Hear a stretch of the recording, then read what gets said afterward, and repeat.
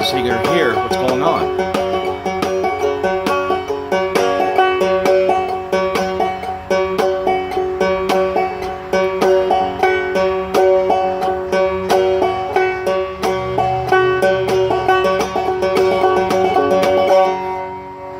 That's a cool effect. We've placed rests in the place of the strike, strum thumb. Instead of doing this, we're resting.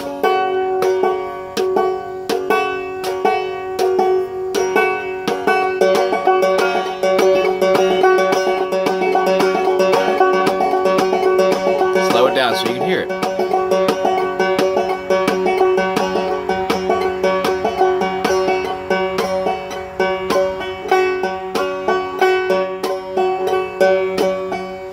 I'm striking the fifth string. You can strike the fifth string.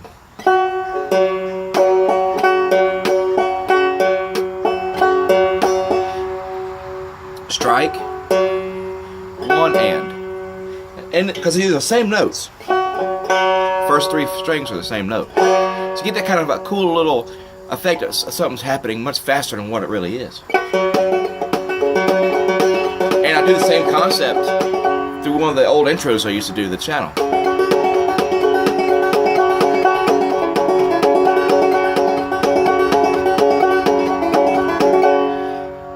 Just rest. And I'm sorry for if my camera's starting to lag. It's late evening. It's probably about, let's see, what time is it? Oh, 7:41 real time right now when I'm filming this video. I'm doing a late evening one. I love it in the late evenings when the sun's starting to set because it's cooler out. But play that with me.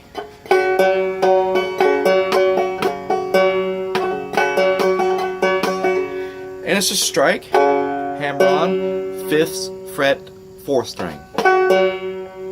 Rest strum. Pull your thumb off the 5th string.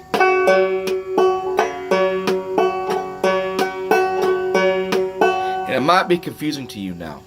And it might be challenging. Don't be scared. Just breaking it down step by step. Strike, hammer on. It's 8th note. One and. Do the count in your head. One and. 1 and 2 and 3 and 4 and 1 and 2 and 3 and 4 and 1 and 2 and 3 and 4 and.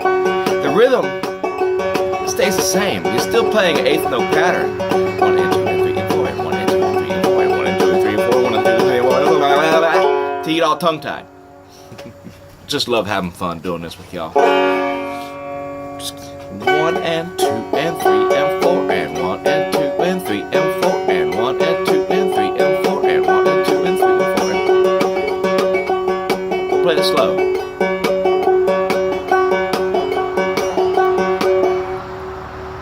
And I'm striking the 5th string on beat 1 to help me keep my rhythm.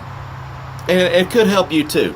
When you're first doing this, strike. It's the same thing as this. It's no different if we were striking the 1st string. Strum, strike, strum, thumb. It's no different. You're just placing a rest. Just do this. Keep the count in your head. Rest is striking the strum. Silence.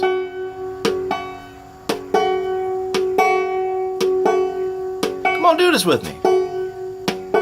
You know the rhythm.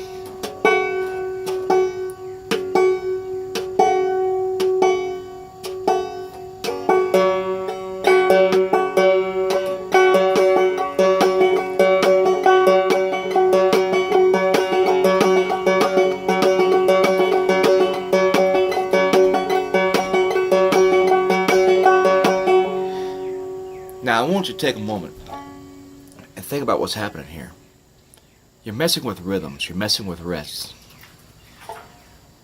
Proving the fact that they say this is all this is just one step, just one rhythm. This bump ditty. we're proving them wrong. You do whatever you want to with it. Rhythm is everything.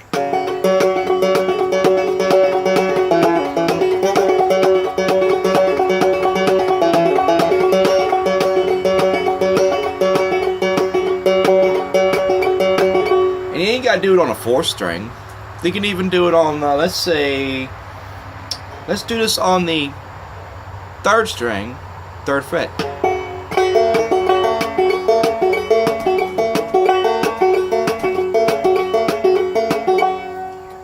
And if you are very new to the banjo and you can't do a hammer-on yet, keep practicing the basics. You get there. Now, I will explain to you the hammer-ons. Just take a string, and take your finger, give your index and whatever finger you feel comfortable with. Let's do it on a 3rd string, 3rd fret. Now, when you do a hammer-on, you notice I'm not doing it to put a hole through my fretboard. I'm not trying to hurt my fingers. I'm not trying to put a dent anywhere near the banjo when I do this. Just lightly. Get a sound out of it. Now, if you're having a hard time doing it, keep practicing it. Also, take a look at how your banjo is set up. I have a low action on my banjo. I have a no-knot tailpiece, but some banjos come with an adjustable tailpiece where you can tighten the tension at the banjo head to I'm trying to figure out what I was going to say. It's been a long day. I do these videos after I get off from work, and it's my Friday when I do these things. I'm already, to help you get more, what's the word I'm talking about? More, I'm going to think about this. Y'all laugh at me the entire time. I don't care. You can laugh. It happens. I have my brain goes anyway. Help you get a good response out of it. Adjustable tail pieces. But I have a no-knot. And it's all on how it's all on how I do my hand. Different dynamics. I could do it without the adjustable tail piece. But hammer-ons.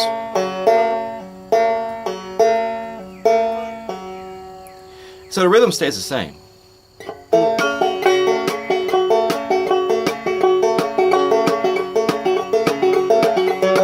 Whether you're doing it on a 4th string 5th fret or 3rd string 3rd fret.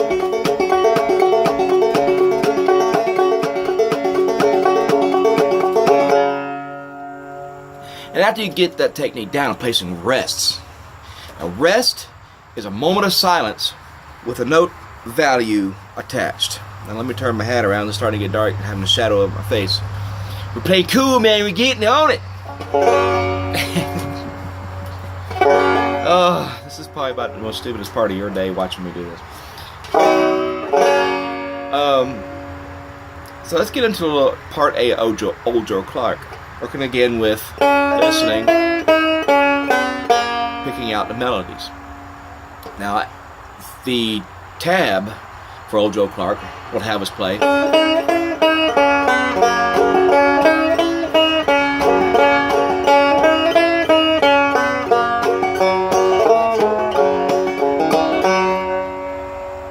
In the chords, there's always a chord structure there. It's never just, don't ever think or get into the habit where you just play melody runs. No chords. Play the chords. There's a chord there. The chords in the Old Joe Clark are G and F. There's your G. And before we're used to playing G, C, G, D. 1-4-5 chord progression.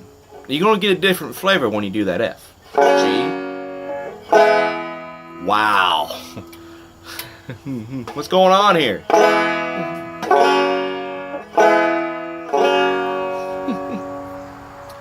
I would marry Old Joe Clark and tell you the reason why. He busts his nose in old cornbread and calls it chicken pie. Fare thee well, Old Joe Clark, fare thee well, I say. Fare thee well, Old Joe Clark, you're bound to go away.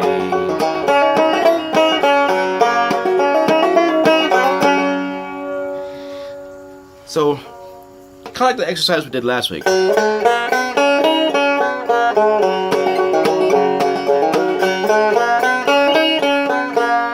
Joe Clark has the same quarter note run, but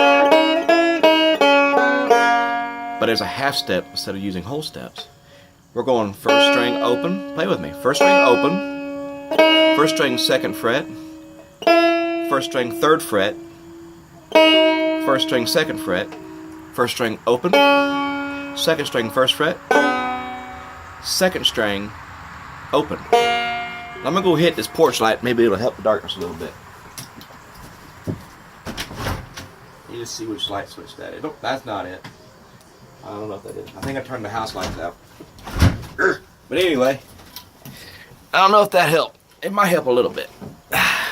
But anyway, so play with me. We got first string open, second fret, first string, third fret. Now the second to the third fret's a half step in chromatic.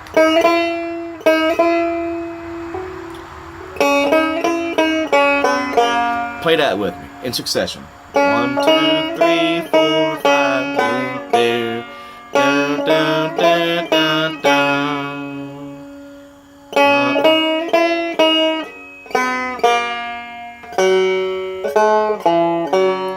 Now you can play them single note runs, that part, which is second fret on the third string, third fret fourth string to the third string open. Or you can play the F chord. Now let's do it together. When you get done with this part,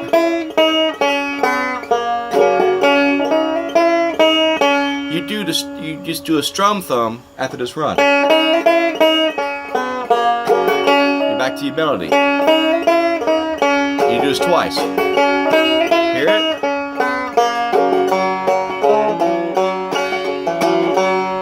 Then you move into part B, which I'll show you next week.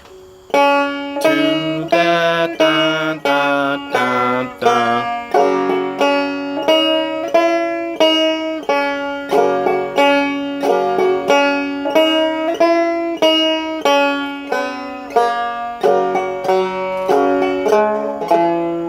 Or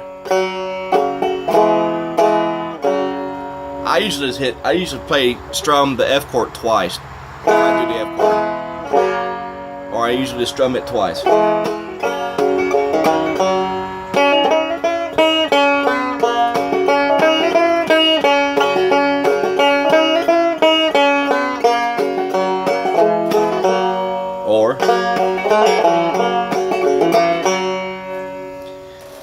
So, I'm gonna end this video. It's starting to get dark out here. You got a couple things to work on. This hammer on.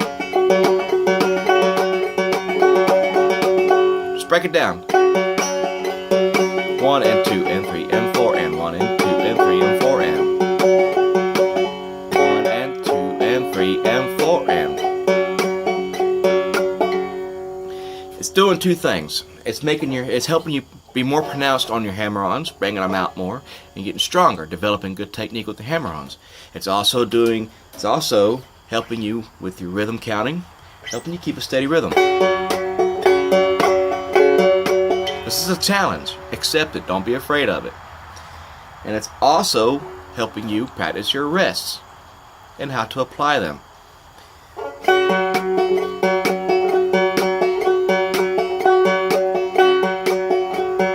You got this. I have faith in you. If I could do this, and I still have trouble, but if I can get on here and do this in front of y'all, you can do this. It's not hard.